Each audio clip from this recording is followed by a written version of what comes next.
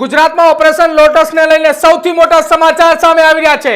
વિસાવદર વિધાનસભાની પેટા ચૂંટણીની પહેલા ગુજરાતના રાજકારણને લઈને સૌથી મોટા સમાચાર। આમ આદમી પાર્ટીમાં મોટું ગાબડું પાડવાની ભારતીય જનતા પાર્ટીની તૈયારી।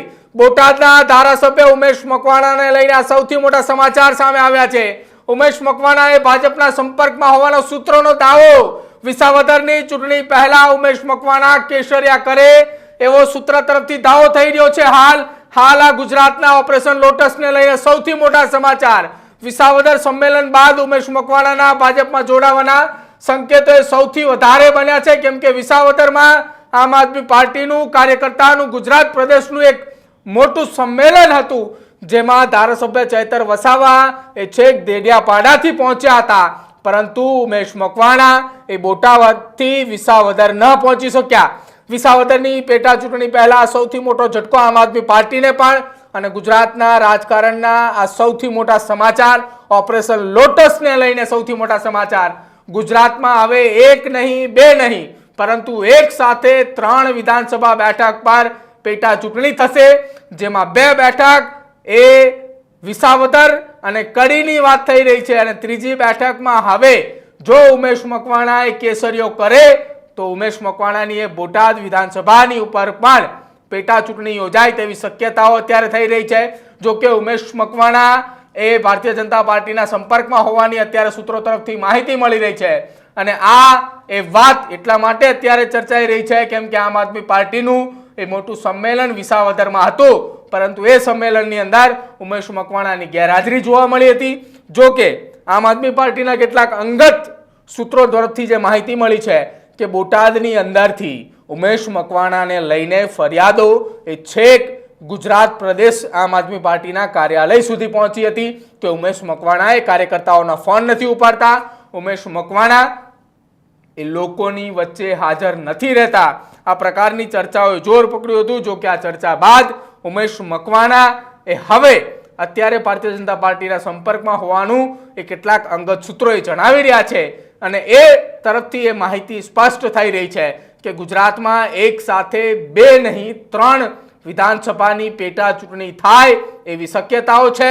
અત્યારે 2ની ચર્ચા ચાલતી હતી, વિસાવદર અને કડી, પરંતુ હવે ચર્ચા ફરી એક વખત વધુ એક વિધાનસભા એટલે કે બોટાદની થઈ રહી છે કે જ્યાં ઉમેશ મકવાણા જે છે એ અત્યારે ભારતીય જનતા પાર્ટીના સંપર્કમાં છે અને સંપર્કમાં હોવાના કારણે ત્યાં પણ વિધાનસભાની પેટા ચૂંટણી આવે તો નવાય નહીં। એટલે કે હવે ઉમેશ મકવાણા એ વિસાવદરની ચૂંટણી પહેલા જ કેસરિયા કરે તેવી અત્યારે મહત્વના અને અંગત સૂત્રો તરફથી એ માહિતી મળી રહી છે કે ઉમેશ મકવાણા એ ટૂંક સમયની અંદર જ આમ આદમી પાર્ટીમાંથી એ રાજીનામું આપ્યા બાદ સીધા તેઓ ભારતીય જનતા પાર્ટીની અંદર જોડાશે અને કદાચ જો સમયગાળાની વાત કરવામાં આવે તો વિસાવદર અને કડી વિધાનસભાની પેટા ચૂંટણી માટે તારીખો જાહેર થાય એના ગણતરીના દિવસો પહેલા જ આ ચૂંટણી કદાચ થાય અથવા તો ઉમેશ મકવાણાએ રાજીનામું આપે એવા સંકેતો અત્યારે ચર્ચાઈ રહ્યા છે। જો કે આમ આદમી પાર્ટીના કેટલાક અંગત સૂત્રો તરફથી જે માહિતી મળી રહી છે એ માહિતી પ્રમાણે ઉમેશ મકવાણા એ છેલ્લા કેટલાક સમયથી આમ આદમી પાર્ટીના સંગઠનથી પણ અને કાર્યકર્તાઓથી દૂર હતા અને હવે આ પ્રબળ શક્યતા એટલા માટે થઈ રહી છે કે 14 તારીખના રોજ મળેલું વિસાવદરના સંમેલનમાં ઉમેશ મકવાણાની ગેરહાજરી હતી। મારી સાથે મારા સહયોગી કિશન કાંટેલિયા જોડાયા છે।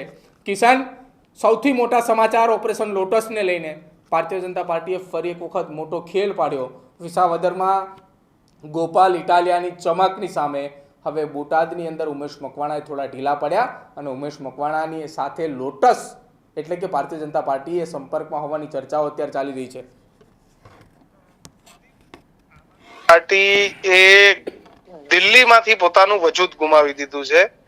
અરવિંદ કેજરીવાલ નામના વ્યક્તિ હવે મુખ્યમંત્રી રહ્યા નથી અને જે દિલ્હીના નામે પ્રચાર પ્રસાર થતો હતો, જેમ કે ભારતીય જનતા પાર્ટી ગુજરાત મોડેલ લઈને આખા દેશમાં ફરે છે, એમ આમ આદમી પાર્ટી એ દિલ્હી મોડેલને લઈ અને આખા દેશમાં ફરતું હતું।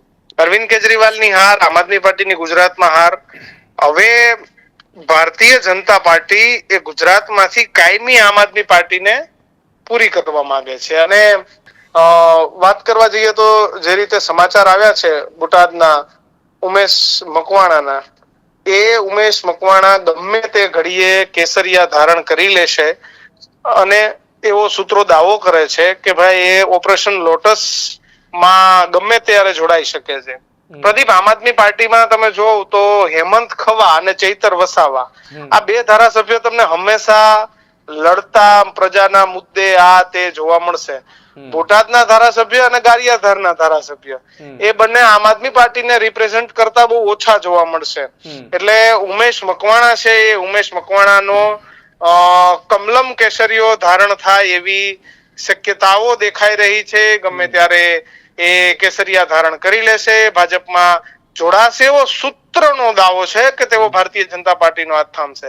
જે રીતે વિસાવદરમાં ગોપાલ ઇટાલિયા જોરશોરથી પ્રચાર કરી રહ્યા છે, ત્યારે ભારતીય જનતા પાર્ટી ગમે ત્યારે આપનો ખેલ પાડી શકે છે. અને જો ઉમેશ મકવાણા જતા રહે તો આપનું સંખ્યાબળે વિધાનસભામાં માત્ર 3 થઈ જશે. ખબર નહીં હવે ક્યારે એમને કમળ છાપ ખેસે પહેરાવવામાં આવે છે અને ક્યારે એમના કેસરિયા થાય છે. પણ જે રીતે વિસાવદરના સંમેલનમાં ગેરહાજરી અને આમ આદમી પાર્ટીની કેજરીવાલ સાથેની મીટિંગ, ગોપાલ રાય, આ તે બધા, તો બધામાં એમની ગેરહાજરી એ કદાચ એવું બતાવે છે કે આવનારા સમયમાં ધારાસભ્ય એ ભારતીય જનતા પાર્ટીમાં જોડાય તો નવાઈ નહીં. કિશન, કેટલાક અંગત સૂત્રો તરફથી એ પણ માહિતી મળી રહી છે કે ઉમેશ મકવાણા એ છેલ્લા 6-8 મહિના પહેલાથી અત્યાર સુધીની જો વાત કરવામાં આવે તો લગભગ એ ભારતીય જનતા પાર્ટીના 4-5 મોટા ગજાના નેતાઓની સાથે સંપર્કમાં છે, પરંતુ ત્યાંથી ગ્રીન સિગ્નલ નથી મળી રહ્યું. હવે મળે એવું લાગે છે? બિલકુલ, ઘણા સમયથી ચર્ચાઓ તો ચાલતી હતી, પરંતુ ભાજપમાં અત્યારે પરિસ્થિતિ એ છે કોઈને જવું એના કરતા ભાજપને કોઈને લેવા કે એ પરિસ્થિતિ હાલ અત્યારે ચાલી રહી છે. રાજીનામું આપ્યા પછી ખબર પડે કે જોડાય છે નથી જોડાતા, પણ હાલ એ સૂત્રો દાવો કરી રહ્યા છીએ. જોવાનું એ જ રહ્યું કે ક્યારે કેસરીઓ ધારણ કરે છે, કારણ કે હાલ ભાજપને એવી એક પણ ધારાસભ્યની જરૂર નથી કે જેને પાર્ટીમાં લેવા પડે.